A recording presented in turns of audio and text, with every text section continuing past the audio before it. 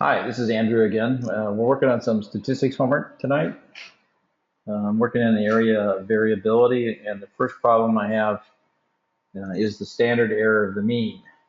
In my homework assignment, I have 20 data points, so let's begin. I use a tool called cram101.com. It's a little easier than a spreadsheet because everything is already laid out, it's formatted appropriately, and so forth, and does some graphs for me. So let's go to Cram 101. This is the Stats Lab menu in CRAM 101. We need descriptive statistics and variability. There we go, standard error of the mean. Click on that. The first thing it's going to ask us is the number of data points in our problem, and we have 20. So let's select 20.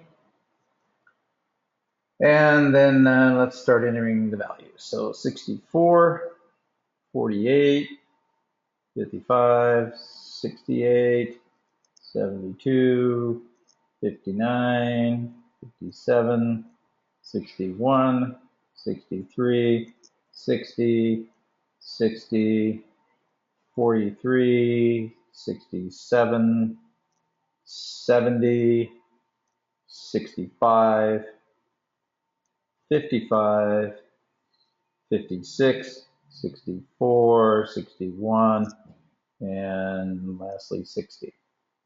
Okay, let's just make sure the data is entered right in our data table. Looks pretty good. You can, one of the cool things about this tool is you can come back and select random data, and you can do exercise after exercise till you master this concept. Anyway, let's proceed.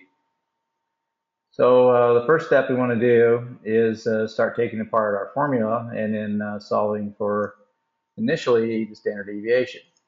So the standard error of the mean, the formula is standard deviation over the square root of the number of scores.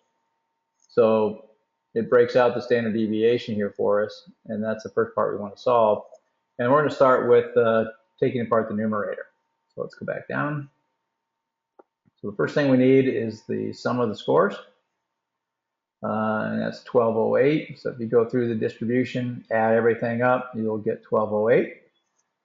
And then we want to take each score in the distribution, square it, and then get that sum as well. So CRAM does this pretty nicely for us. You take 64 squared is 4096, 48, 2304, and so on.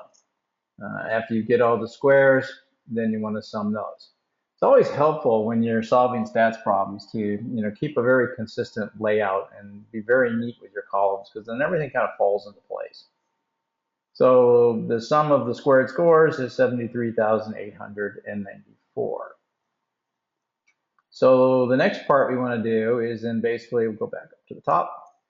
We're going to solve for the right-hand side of the numerator, and we have all the values we need so far to get that done.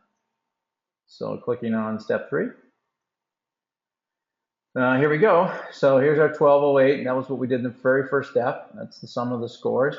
And we square that, and we get a pretty big number, 1,459,264. And then divide that by the number of scores in the distribution, which is 20. And the result is 72,963.2. Okay, so we're ready then. Let's jump back up to the top again. We're ready now then to solve for the entire numerator of the standard deviation.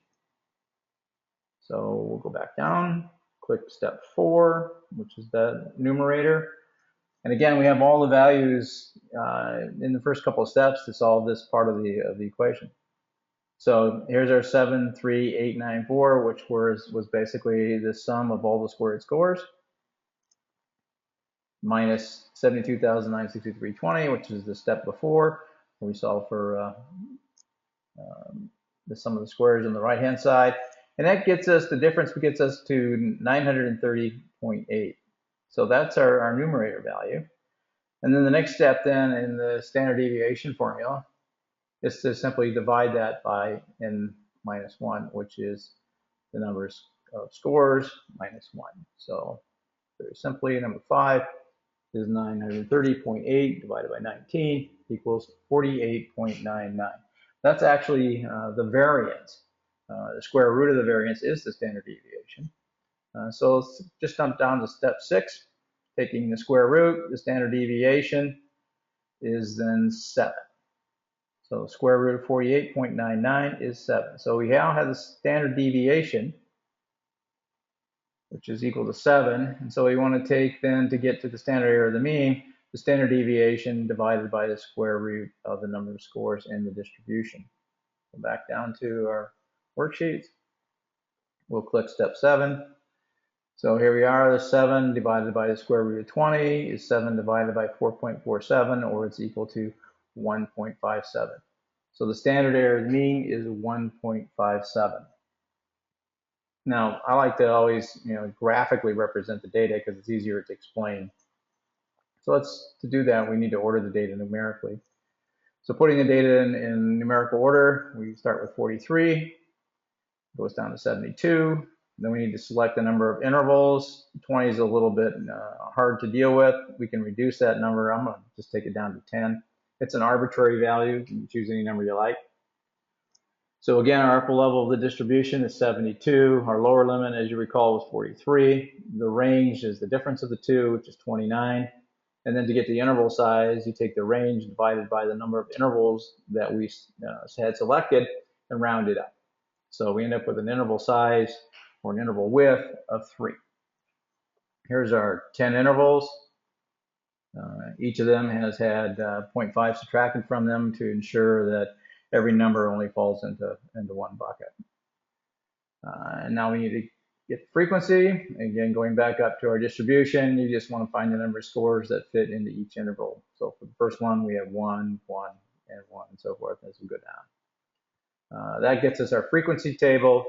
And then to plot that out, we simply click histogram. It's one of the nice things about CRAM. You don't have to sit here and try to figure out how to do graphs. You just push the button. Sometimes you like to do these as polygons. It's your choice.